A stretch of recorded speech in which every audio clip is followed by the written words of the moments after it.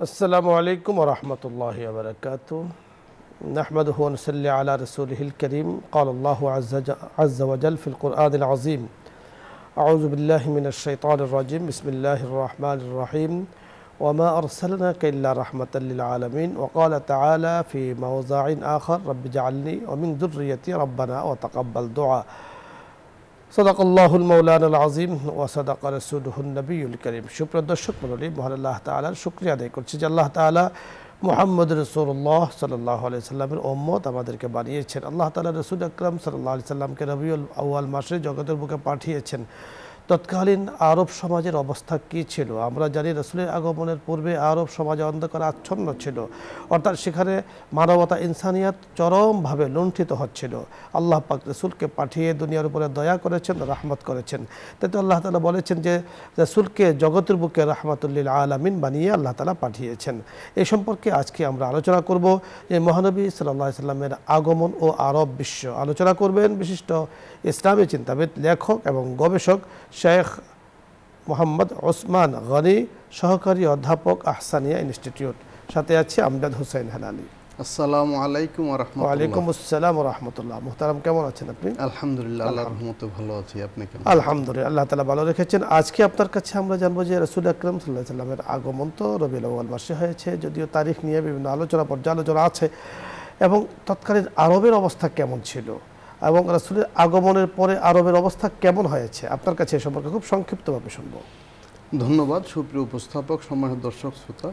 প্রিয় নবী, আখিরি নবী মুহাম্মদুর রাসূলুল্লাহ সাল্লাল্লাহু আলাইহি ওয়াসাল্লাম, তিনি রহমতুল আলামিন, তিনি মানবতার সর্বোত্তম আদর্শ। মহান আল্লাহ রব্বুল আলামিন এই আইয়ামি জাহিলিয়াত বা অন্ধকার যুগে আলো দিয়ে তাকে পাঠিয়েছেন। সূরা ফাতহের 28 নম্বর আয়াতে আল্লাহ তাআলা বলেন: হুয়াল্লাযী আরসালা রাসূলাহু বিল হুদা ওয়া দীনিল হক লিইয়ুযহিরাহু আলা দ্বীনি কুল্লিহি ওয়া কাফা বিল্লাহি শাহীদা। যে আল্লাহ রব্বুল আলামিন তার প্রিয় নবী হযরত মুহাম্মদ রাসূলুল্লাহ সাল্লাল্লাহু আলাইহি ওয়াসাল্লামকে পাঠিয়েছেন সত্য দিন এবং হেদায়েত সহ, যাতে সকল অন্ধকার, সকল মত পথ, সকল রকমের দর্শনের ঊর্ধ্বে যে সত্য, সুন্দর, সঠিক ইসলামকে তিনি বিজয় রূপে প্রতিষ্ঠিত করতে পারেন। তৎকালীন আরব সমাজ ছিল আইয়ামে জাহিলিয়াত বা অন্ধকার যুগ, বর্বর যুগ। সেখানে মানুষ মানুষকে বিনা কারণে খুন করত। এমনকি এই খুনের সবচেয়ে নিকৃষ্টতম, জঘন্যতম অবস্থা ছিল কন্যা সন্তানকে জীবন্ত কবর দেয়া বা জীবন্ত মাটিতে পুঁতে দেয়া। তো পৃথিবীর ইতিহাসে তার আগে বা পরে এমন কোনো অবস্থা হয়েছিল এটি ইতিহাসে জানা যায় না। অর্থাৎ মানবতার চরম লঙ্ঘন, এই মানবাধিকারের সবচেয়ে নিকৃষ্টতম উদাহরণ আমরা সেই সময় দেখি। এবং সেখানে মানুষকে দাস বানানো হতো। প্রথাগত দাস ছাড়াও একজন স্বাধীন মানুষকে তারা দাস বানিয়ে বিক্রি করে দিত। অর্থাৎ চুরি, ডাকাতি, খুন খারাবি, রাহাজানি, হেন কোনো অপরাধ নেই যে আরব সমাজ যা করতো না। এমনকি মানুষের রক্ত পান করত, মানুষের রক্ত দিয়ে হোলি খেলা হতো। তো এই মানবতার বিপর্যয়ের সময়, মানবতার এই পতনের সময় মহান আল্লাহ রব্বুল আলামিন, সর্বকালের সর্বশ্রেষ্ঠ মহামানব, রহমতুল আলামিন, আখির নবী, সর্বশেষ নবী, রসুলগণের রসুল, রসুলদের ইমাম, সাইয়্যিদুল মুরসালিন, ইমামুল আম্বিয়া, ওনাকে আল্লাহ রব্বুল আলামিন পাঠিয়েছেন দিশারি রূপে, হেদায়েতের আলোকবর্তিকা দিয়ে। এবং আল্লাহ রব্বুল আলামিন কোরআনে কারিমে এই প্রসঙ্গটি বলেছেন: লাকাদ জাআকুম রাসূলুম মিন আনফুসিকুম, যে তোমাদের মাঝে থেকেই তোমাদের জন্য একজন রাসূল আমি পাঠিয়েছি, তিনি এসেছেন তোমাদের মধ্যে। আজিজুন আলাইহি মা আনিতুম, তোমাদের কষ্টে তিনি বিচলিত হন, তিনি ব্যথিত হন। হারিসুন আলাইকুম, তিনি সর্বদা আশাবাদী। আরবের এই বর্বর জালিম লোকেরা প্রিয় নবী সাল্লাল্লাহু আলাইহি সাল্লামকে নানানভাবে যন্ত্রণা দিয়েছে, কষ্ট দিয়েছে, কিন্তু তিনি কখনো আশাহত হননি, নিরাশ হননি, হতাশ হননি, তিনি সবসময় আশাবাদী ছিলেন। তারপর আল্লাহ রব্বুল আলামিন বলেন: বিল মুমিনিনা রউফুর রহিম, তিনি অত্যন্ত স্নেহশীল এবং দয়ালু। মহান আল্লাহ রব্বুল আলামিন নিজেই কিন্তু রউফ রহিম, রহমান রহিম। তিনি এমন নবী পাঠালেন যিনি রউফ এবং রহিম। তো আরবের এই পতন যুগে যেখানে মানুষের অধিকার হরণ করত, এমনকি মানুষ যে নারীদের তখন কোনো অধিকার ছিল না, এবং সমাজে মানুষের সম্পদকে আমানত রাখলে সেটিকে আত্মসাৎ করত, নিজের সম্পদ মনে করত। এই মানে হেন কোনো অপরাধ নেই অতীত ইতিহাসে এবং ভবিষ্যতে যা ঘটতে পারে, সকল প্রকার অপরাধই ওই সমাজে বিদ্যমান ছিল এবং চরম মাত্রায় ছিল। তো আল্লাহ রব্বুল আলামিন দয়া করে এই অপরাধ মুক্ত সমাজ গড়ার জন্য প্রিয় নবীজিকে পাঠিয়েছেন। সুতরাং আমরা যদি প্রিয় নবীজির আদর্শ অনুসরণ করি, আমরা দেখি ওনার জীবনে 40 বছরের নবুয়তের প্রকাশ হয়েছে এবং 63 বছর বয়সে তিনি অফাত লাভ করেছেন। এই মাত্র 23 বছর ওনার কর্মময় জীবন বা নবুয়তকালীন জীবনের মধ্যে তিনি এই আরবের অধম এই নিপতিত বা অধপতিত জাতিকে তিনি মানবতার শ্রেষ্ঠ উৎকর্ষে আসীন করেছেন এবং তারা সোনার মানুষে পরিণত হয়েছে। তখন দেখা গেছে মানুষের অধিকার হরণ করে না, একটি সুন্দর সমাজ, সোনালী সমাজ সেখানে প্রতিষ্ঠিত হয়েছিল। মানবিক সমাজ, নাগরিক সমাজ, সর্বকালের সর্বশ্রেষ্ঠ সামাজিক বন্ধন, পারিবারিক বন্ধন সেই আরবে প্রতিষ্ঠিত হয়েছিল প্রিয় নবীজি সাল্লাল্লাহু আলাইহি সাল্লামের সেই সংস্পর্শে এসে ওনার সেই রুহানি ফয়জ বরকতে, ওনার দাওয়াতি কর্মকাণ্ডের কারণে। বড় চমৎকার আপনি বলছিলেন। দর্শক মণ্ডলী, হযরত ঈসা আলাইহিস সালাতু ওয়াস সালাম রাসূল আকরাম সাল্লাল্লাহু আলাইহি সাল্লামের আগমনের শুভ সংবাদ দিয়েছেন, যা সূরাত সফের 6 নম্বর আয়াতে আল্লাহ তাআলা সেখানে নাজিল করে দিয়েছেন যে মুসাদ্দিকাল লিমা বাইনা ইয়াদাইয়া মিনাত তাওরাত ওয়া মুবাশশিরান বিরাসূলিন ইয়াতি মিন বা'দ ইসমুহু আহমদ ফালাম্মা জাআহুম বিল বায়িনাত ক্বালু হাযা সিহরুম মুবিন। হযরত ঈসা আলাইহিস সালাতু ওয়াস সালাম রাসূলের শুভ সংবাদ দিয়েছেন এবং তিনি বলেছেন তার নাম হবে আহমদ। তিনি কোনো অঞ্চলের নবী নয়, তিনি হবেন কিয়ামত পর্যন্ত সকল মানুষের জন্য নবী। রাসূল আকরাম সাল্লাল্লাহু আলাইহি সাল্লাম জগতের বুকে যখন এসেছেন, আলহামদুলিল্লাহ আল্লাহ পাকের নেককার বান্দা যারা আছেন রাসূলের সংস্পর্শ, রাসূলের দাওয়াত গ্রহণ করে জীবনকে তারা সুন্দর করেছেন, সাজিয়েছেন, সমাজের অবস্থা একেবারে পরিবর্তন করে দিয়েছেন। রাসূল বলে দিয়েছেন যে আজ থেকে আরবের কোনো অনারবের উপরে কোনো প্রাধান্যতা নেই। মানুষের ভাগ্য, মানুষের সম্মান, মর্যাদা নির্ণয় হবে পবিত্র কোরআনে কারিমের ঘোষণা অনুযায়ী তাকওয়ার ভিত্তিতে। আল্লাহ রাব্বুল কারীম রাসূল আকরাম সাল্লাল্লাহু আলাইহি সাল্লামের সেই কথাগুলোকে যাদের হৃদয়ে গেঁথে দিয়েছেন তারাই সুন্দর জীবন ধারণ করেছেন, জান্নাতি জীবন ধারণ করেছেন। আর যারা অন্ধকারে নিমজ্জিত ছিল, রাসূলের কথা মানতে পারেনি, তারা কিন্তু একেবারে ধ্বংসের অতল গহ্বরে তারা নিক্ষিপ্ত হয়েছে। তাদের মধ্যে রয়েছে আবু জেহেল, উতবা, শাইবা। আল্লাহ পাক আমাদেরকে কথাগুলো বোঝার তৌফিক দান করেন। রাসূলের আগমনের শুভ সংবাদ শুধু হযরত ঈসা আলাইহিস সালাম দিয়েছেন তাই না, মূসা আলাইহিস সালামও দিয়েছেন, হযরত ইব্রাহিম আলাইহিস সালাম আল্লাহ তাআলার কাছে দোয়াই করেছেন যে আল্লাহ শেষ নবী যেন ওনার বংশের থেকে হয়। আল্লাহ তাআলা সেটা কবুলও করেছেন। তাই রাসূল আকরাম সাল্লাল্লাহু আলাইহি সাল্লাম দ্বীনের বাতি জ্বালিয়ে দিয়েছেন, অন্ধকার দূর হয়ে গিয়েছে। রাসূলের সুন্নাহ তরিকা যেই জায়গাতে আমরা হেদায়েতের সুন্নতের বাতি জ্বালিয়ে দিব, সেখান থেকে বেদাত, শিরিক, অন্যায়, কুসংস্কার আল্লাহ পাক দূর করে দিবেন। আল্লাহ তাআলা আমাদেরকে কথাগুলো বোঝার তৌফিক দান করেন। আলোচ্য বিষয় নিয়ে আপনাদের যদি কোনো কিছু জানার থাকে, বোঝার থাকে, আপনি প্রশ্ন করতে পারেন, অথবা ইসলামের কোনো মাস্টার জানার প্রয়োজন হলে আপনি প্রশ্ন করুন, আমরা চেষ্টা করব কথা বলার জন্য। প্রথমে যিনি আছেন, আসসালামু আলাইকুম ওয়া রাহমাতুল্লাহ। দর্শক নাম বলে পরিচয় দিয়ে প্রশ্ন করুন। ওয়া আলাইকুম আসসালাম ওয়া রাহমাতুল্লাহি ওয়া বারাকাতুহু। হুজুর, জি, আমি বলতেছি মোহাম্মদ ইকরামুল হক। জি, ইকরামুল হক, বলুন। বামনডাঙ্গা গাইবান্ধা থেকে বলতেছি। আপনারা ভালো আছেন হুজুর? আলহামদুলিল্লাহ। আমি প্রতিদিন চেষ্টা করি, আল্লাহর রহমতে আজকে লাইন পেলাম। প্রশ্ন করুন। আমার দুটো প্রশ্ন হুজুর। বলুন।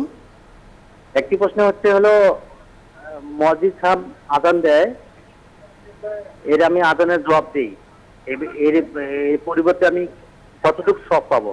জি। এবং দ্বিতীয় প্রশ্ন হলো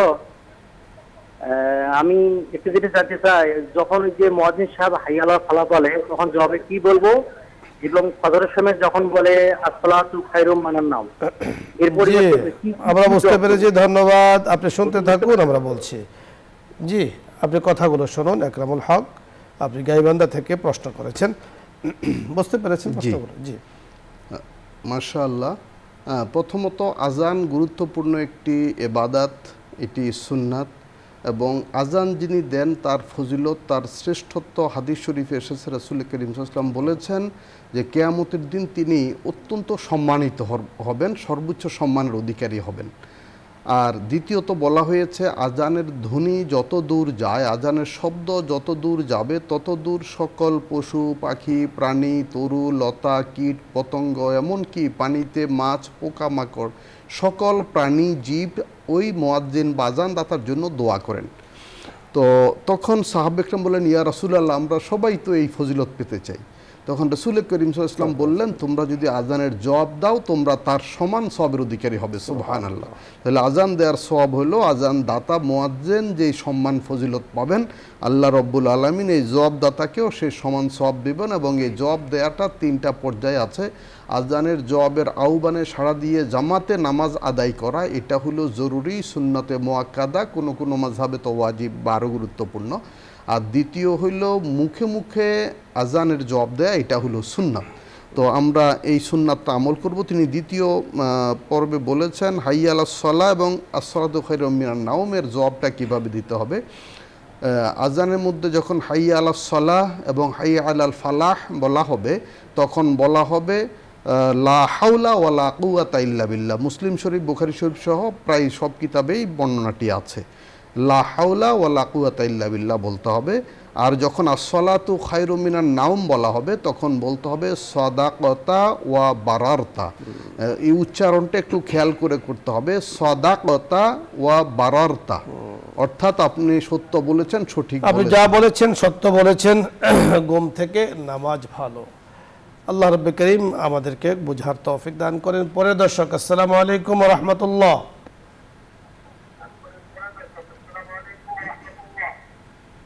আসসালামু আলাইকুম। ওয়া আলাইকুম আসসালাম ওয়া আমি রাহমাতুল্লাহ। ইয়াসমিন চট্টগ্রাম থেকে বলতেছি। জি জি বলুন। আচ্ছা হুজুর, এই যে মৃত্যু ব্যক্তির নামে কোরআন খতম করা যায় আর অন্য কোন দোয়া করা যায়? আমার আরো 2টা প্রশ্ন আছে। বলুন। তাহাজ্জুদ নামাজ কি অন্ধকারে, রাতের অন্ধকারে পড়া যায়, মানে লাইট ছাড়া এমনি পড়া যায়? জি। তৃতীয় প্রশ্ন বলুন। তখন হুজুর আমার ভাই জগন্নাথ, আমার ভাই যখন ছোট থেকে বাইরে চলে গেছে, তো আমার মা বাবা কাউকে দেখাশোনা কিছু করে নাই, তাদেরকে মানে বরণ পোষণ সম্পূর্ণ আমি করতেছি, আমার ছেলে করতেছে। তো ওরে কি আমার বাবা তোরে কিছু দিয়ে যায় না, আমারে সম্পূর্ণ দিয়ে গেছে। তো এটা কি কোনো আমার জন্য কোনো ক্ষতিকর কিছু হবে না? জি জি, আমরা বুঝতে পেরেছি, ধন্যবাদ। আপনি শুনতে থাকুন। 3টি প্রশ্ন খুবই গুরুত্বপূর্ণ। মৃত ব্যক্তির জন্য কোরআন খতম করা ঠিক আছে কিনা?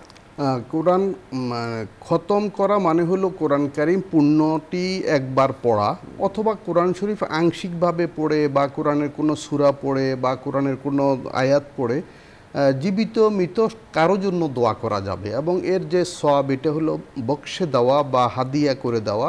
যেই কোনো নফল ইবাদত এটি অন্য জীবিত মৃত ব্যক্তিকে দান করা যায়, এবং অন্য কোনো দোয়া দুরুদ পড়েও সে আমল তার আমল নামায় দান করা যায়, সে জীবিত বা মৃত যাই হোক। আর তাহাজ্জুদের নামাজ অন্ধকারে পড়া এরকম কোনো নিয়ম নেই। স্বাভাবিকভাবে নামাজ যেভাবে আমরা পড়ি সেভাবে পড়াই উত্তম। হ্যাঁ, তবে কেউ যদি নিরিবিলি মনোযোগের জন্য একটু হালকা আলোতে পড়তে চান সেটি ভালো, পড়তে পারেন। এমন না যে অন্ধকারেই পড়তে হবে। তবে একটা বিষয় খেয়াল রাখতে হবে যে আমার পাশে যারা আছে, পাশের রুমে বা পাশে খাটে যিনি আছেন, তার যেন বিঘ্ন বা ব্যাঘাত না হয়, এই জন্য পড়তে হবে। আরেকটা বিষয় আছে যে আমি খুব প্রচার যেন না হয়। অনেক বুজুর্গ হয়তো এইভাবে মানে একটু এটাকে হাইড করার জন্য, লুকানোর জন্য, যাতে আমার যদি আমার আবাদত দেখে অন্যরা উৎসাহিত হবে তাহলে করা যাবে, কিন্তু আমি আবাদতটা প্রকাশ করা এটাও যেন না হয়। ঠিক নয়, অর্থাৎ একেবারে নিকষ অন্ধকারে পড়া ঠিক নয়, এটা মাকরুহ বলেছেন। আর ভাইয়ের অধিকারের কথা তিনি তৃতীয় প্রশ্নটি করেছেন। বাবা মা ভাইয়ের উপরে হয়তো বিরাগ ভাজন বা অসন্তুষ্ট ছিলেন তার কোনো আমলের কারণে বা ত্রুটির কারণে, এজন্য বোনকে সকল সম্পদ দিয়ে গিয়েছেন। এখানে বোন চাইলে ওনার ইচ্ছা মতো অংশ ভাইকে দান করতে পারবেন, হেবা করতে পারবেন। এতে এটা বোনের জন্য এটা উদারতার পরিচায়ক এবং এটা সদকা হিসাবে গণ্য হবে। দেখুন, আমি শায়েখ আপনার সাথে একটু অ্যাড করতে চাই যে ভাই দেশের বাইরে চলে গিয়েছেন, বাবা মার খবর টবর নেন নেই, তো সেক্ষেত্রে উনি গুনার কাজ করেছেন নিঃসন্দেহে, বাট বাবার কাছে যেটা পান, ওর যেটা পান সেটা তো আর বাদ পড়ে না, সেটা বঞ্চিত করা তাকে ঠিক নয়। এজন্য বাবা আপনাকে সব লিখে দিয়ে দিয়েছে, আপনার উদারতা আপনার জন্য, বাবাও শান্তি পাবেন, বাবা মা সেখানে আরাম পাবেন যদি আপনি তার অংশটা তাকসিম করে তাকে দিয়ে দেন। এটাই কিন্তু আপনার জন্য শ্রেষ্ঠত্ব। বাবা যেটা করেছেন হয়তো ওরা বুঝতে পারেননি, হয়তো বা চিন্তা করেছেন সে আর আসবে না, এই ধরনের একটা কিছু হতে পারে। তা আপনার জন্য উদারতা হলো তার অংশটা তাকে দিয়ে দেয়া। আপনি করছেন, আপনার সন্তানে করছেন, আপনারা সব পাবেন। দেখুন, দানে বাড়ে, দানে ধন বাড়ে, দানে আসলে কমে না। এই কিছু মনে রাখতে হবে, এবং তার অংশ তাকে দিয়ে দেওয়ার মধ্যে আপনাদের জন্য শ্রেষ্ঠত্ব এবং অনেক বড় মনের পরিচয় কিন্তু আপনারা দেবেন ইনশাআল্লাহ। পরের দর্শক, আসসালামু আলাইকুম ওয়া রাহমাতুল্লাহ। আসসালামু আলাইকুম। ওয়া আলাইকুম আসসালাম ওয়া রাহমাতুল্লাহ। হুজুর, জি বলুন, প্রশ্ন করুন। আমি জানতে চাচ্ছি, নামাজের সময় নামাজে দাঁড়িয়ে মানে মনটা হয়তোবা নামাজ থেকে এদিক ওদিক চলে যায়, এক কথায় নামাজে মন বসে না। তো যাতে করে নামাজে মন বসে, শয়তানের কোনো অসহা বা কোনো ধোঁকা না লাগে বা না পাই, এতে করে নামাজের মধ্যে কোনো আমল আছে কিনা, নামাজের মধ্যে বা নামাজের পরে, আগে পরে কোনো আমল আছে কিনা আপনাকে জানিয়ে দিচ্ছি, আপনি শুনতে থাকুন। হ্যাঁ, ধন্যবাদ। খুবই জীবন ঘনিষ্ঠ প্রশ্ন। আপাতত এই সমস্যাটা অনেকেরই হয়। এর জন্য বেশ কিছু বিষয় পালন করা উচিত। প্রথমত, পবিত্রতা সঠিকভাবে অর্জন করা। দ্বিতীয়ত, নামাজের আরকান আহকামগুলো ঠিকঠাক আমল করা। তৃতীয়ত, নামাজে যে দোয়া, কালাম, সূরা, কেরাতগুলো আছে সেগুলো অর্থ বুঝে মনোযোগ দিয়ে পড়ার চেষ্টা করা। অন্তত যে তাজবিদ আছে, যেমন একটু কোথাও টান আছে, মাদ আছে, গুন্না আছে, এগুলো জানলে সেগুলোর প্রতি মনোযোগ দিয়ে যথাযথভাবে আমল করা। এবং একা নামাজগুলো তো নীরবে পড়া হয়। নীরবে মানে একেবারে মুখ বন্ধ করে না, অন্তত নিজের কানে শোনা যায় অতটুকু আওয়াজে নামাজ পড়া, সেটি নফল নামাজ, ফরজ নামাজ, সব নামাজ। আর সবচেয়ে বড় হলো এই ওয়াসওয়াসা যখনই হবে তখন একটি কঠিন সিদ্ধান্ত নিতে হবে যে আমি 2 রাকাত নামাজ পড়ব যাতে আমার মন বাইরে না যায়। এইভাবে 2 রাকাত নামাজ শুরু করলে হয়তো অর্ধেক পথে গিয়ে দেখা যাবে যে মন ছুটে গেছে। তখন এই 2 রাকাত শেষ করে আবার 2 রাকাত শুরু করতে হবে, যে যাতে এটা বুজুর্গানে দিনের পরীক্ষিত আমল।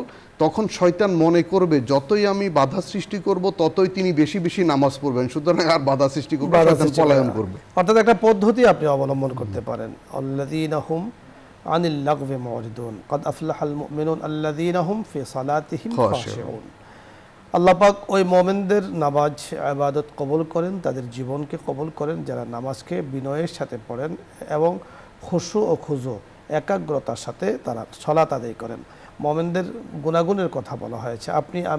আমরা আসলে মুমিন হতে চাই, অনেক সময় মন এদিক সেদিক চলে যায়। আপনি মনে করুন যে আপনার আমার জীবনের শেষ নামাজ এই নামাজ, এরপরে আর কোনো নামাজ পড়া হয়তো বা সুযোগ হবে না। মালাকুল মউত আমার একদম পেছনে দাঁড়িয়ে আছে, তার হাতিয়ার নিয়ে যে কোনো সময় প্রাণ কবজা করতে পারে, এবং জান্নাত জাহান্নাম আমার সামনে রয়েছে। এইগুলো কল্পনা করে দাঁড়ালে আল্লাহ চাহে তো 1 সময় 2 সময়, 1 ওয়াক্ত 2 ওয়াক্ত, 1 মাস 2 মাস পরে ইনশাআল্লাহ মন বসে যাবে নামাজে। তখন নামাজ থেকে আর মন সরবে না। আল্লাহ তাআলা আপনাকে আমাদেরকে বুঝার তৌফিক দান করেন। পরের দর্শক, আসসালামু আলাইকুম।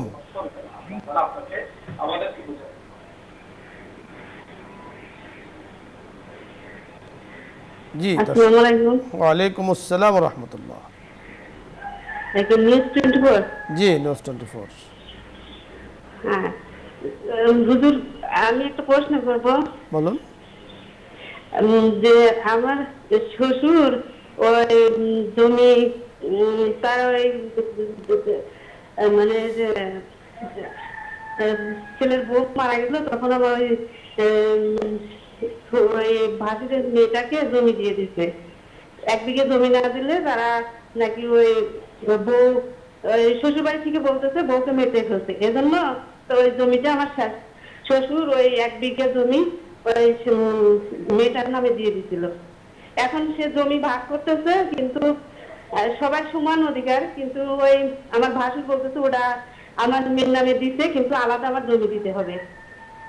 এটা কি লম্বা চড়া আলোচনা? বুঝতে পেরেছি, শেখ কিছু বুঝতে পেরেছি যে আমরা খুব সংক্ষিপ্তভাবে আপনাকে বোঝানোর চেষ্টা করছি, যদিও বিষয়টি অনেক বড়। অর্থাৎ দাদা নাতিনের নামে জমি দিয়েছে, তো এখন ওই যে ছেলে কিন্তু আছে যা বোঝা গেল, এবং ছেলে তার অংশ পাবে, এটা আইনগতভাবে পাবে, শরীয়ত মতোই পাবে, সুতরাং এখানে অন্য বিকল্প কোনো পথ নেই। চমৎকার বলেছেন শেখ, ধন্যবাদ আপনাকে। দর্শক মণ্ডলী, আপনাদের সকলকে ধন্যবাদ জানাচ্ছি আজকের সুন্দর আয়োজনে আপনারা শরিক হয়েছেন এবং সবসময় এই অনুষ্ঠানকে ভালোবাসেন, মহব্বত করেন, অনুষ্ঠানের সাথে যুক্ত থাকেন। আমাদের এই যুক্ততাকে আল্লাহ পাক কবুল করেন, মঞ্জুর করেন। আল্লাহ পাক আমাদের জন্য দ্বীনি কাজ বেশি বেশি করার তৌফিক দান করেন। সকলকে ধন্যবাদ জানিয়ে আগামী দিনের আমন্ত্রণ জানিয়ে আজকের মতো বিদায় নিচ্ছি। আসসালামু আলাইকুম ওয়া রাহমাতুল্লাহি ওয়া বারাকাতুহু। দোয়া হবে দরুদ ইস্তেগফার পড়ি। আল্লাহুম্মা সাল্লি আলা সাইয়্যিদিনা ওয়া নাবিয়্যিনা ওয়া শাফিঈনা ওয়া হাবিবিনা ওয়া মাওলানা মুহাম্মদ সাল্লাল্লাহু আলাইহি ওয়া আলা আলিহি ওয়া আসহাবিহি ওয়া বারাকা ওয়া সাল্লাম। আস্তাগফিরুল্লাহ রাব্বি মিন কুল্লি যামবিন ওয়া আতুবু ইলাইহি। লা হাওলা ওয়া লা কুওয়াতা ইল্লা বিল্লাহিল আলিয়্যিল আযীম। আলহামদুলিল্লাহ, আলহামদুলিল্লাহ, ওয়াসসালাতু ওয়াসসালামু আলা রাসূলিল্লাহ। রব্বানা যালামনা আনফুসানা ওয়া ইল্লাম তাগফির লানা ওয়া তারহামনা লানাকুনান্না মিনাল খাসিরিন। রব্বানা আতিনা ফিদ দুনিয়া হাসানা ওয়া ফিল আখিরাতি হাসানা ওয়া কিনা আযাবান নার। রব্বি জাআলনি মুকিমাস সালাতি ওয়া মিন যুররিয়্যাতি। রব্বানা ওয়া তাকাব্বাল দুআ। রব্বিরহামহুমা কামা রব্বায়ানি সগীরা। পরওয়ারদিগার রব্বুল আলামিন, ইয়া আল্লাহ, প্রিয় নবী মুহাম্মদুর রাসূলুল্লাহ সাল্লাল্লাহু আলাইহি ওয়াসাল্লামের দুনিয়াতে শুভাগমন নিয়ে আমরা আলোচনা করেছি, শুনেছি। আমাদের বুঝার, আমল করার তৌফিক দান করুন। রব্বুল আলামিনের বরকতে আমাদের জীবনে ভুল ত্রুটি গুনাহখাতাগুলো মাফ করে দিন। রব্বুল আলামিন আমাদের পিতা মাতা, দাদা দাদি, নানা নানি, মুরব্বিয়ান, আত্মীয় স্বজন, স্ত্রী সন্তান, ভাই ব্রাদার, পাড়া প্রতিবেশী, দেশবাসী সকলকে মাফ করে দিন। নবীর উম্মত সকল মোমেন মোমেনাতকে মাফ করে দিন। কবরবাসী সকল মোমেন মুর্দেগানকে জান্নাতবাসী করে দিন। সারা দুনিয়ার সকল মানুষকে হেদায়েত দিয়ে দিন। মুসলমানদের ঈমানকে মজবুত করে দিন। আমাদের আমলকে সুন্দর করে দিন। হে আল্লাহ, বাংলাদেশের উপরে খাস রহমত বরকত নাজিল করুন। প্রাকৃতিক দুর্যোগ থেকে এই দেশকে হেফাজত করুন। মানব সৃষ্ট দুর্যোগ থেকে এই দেশকে হেফাজত করুন। হে আল্লাহ, যারা অসুস্থ আছে আপনি শেফা দান করুন। হে আল্লাহ, যারা আমাদের সাথে হাত তুলেছেন, দোয়ায় শামিল হয়েছেন, সকলের নেক ইচ্ছাগুলো আপনি পুরা করে দিন। রব্বুল আলামিন, বসুন্ধরা গ্রুপের চেয়ারম্যান এমডি সাহেব সহ সকলকে আপনি কবুল করুন। হে আল্লাহ, ওনাদের মুরব্বিয়ান যারা কবরবাসী সকলকে জান্নাতবাসী করে দিন। রব্বুল আলামিন, আসমানি জমিনি বিপদ আপদ বালা মুসিবত থেকে আমাদের সকলকে হেফাজত করুন। পরিবারে শান্তি রহমত বরকত দান করুন। রব্বুল আলামিন, জালেমের জুলুম থেকে আমাদের হেফাজত করুন। হে আল্লাহ, হিংসুকের হিংসা থেকে হেফাজত করুন। শয়তানের ওয়াসওয়াসা থেকে হেফাজত করুন। নফসের তাড়না থেকে আমাদের হেফাজত করুন। রব্বুল আলামিন, ইয়া আল্লাহ, আপনার হাবিবের সুন্নাত মতো জীবন যাপনের তৌফিক দান করুন। রব্বুল আলামিন, ইয়া আল্লাহ, আমরা যেন আপনার পথে চলতে পারি, আপনার হাবিবের সুন্নত অনুসরণ করতে পারি, সেই তৌফিক দিন। হে আল্লাহ, আমাদের দুনিয়ার জীবনকে সুন্দর করে দিন। আখেরাতে আমাদের নাজাতের ফয়সালা করে দিন। আল্লাহুম্মা ইন্নী আসআলুকা হুব্বাকা ওয়া হুব্বা মান ইউহিব্বুকা ওয়াল আমালাল্লাযী ইউবাল্লিগুনি হুব্বাক। হে আল্লাহ, আপনার মহব্বত চাই, আপনার মহব্বতের বান্দাগণের মহব্বত চাই, আর সেই আমল করার তৌফিক চাই যে আমল করলে আপনার মহব্বত লাভ করা যায়। আল্লাহুম্মা আগফির লি হাইয়িনা ওয়া মাইয়িতিনা ওয়া শাহিদিনা ওয়া গায়বিনা ওয়া সগীরিনা ওয়া কাবীরিনা ওয়া যাকারিনা ওয়া উনসানা। আল্লাহুম্মা মান আহইয়াইতাহু মিন্না ফাহিহি আলাল ইসলাম ওয়া মান তাওয়াফাইতাহু মিন্না ফাতাওয়াফাহু আলাল ঈমান। আমিন বিরহমাতিকা ইয়া আরহামার রাহিমিন।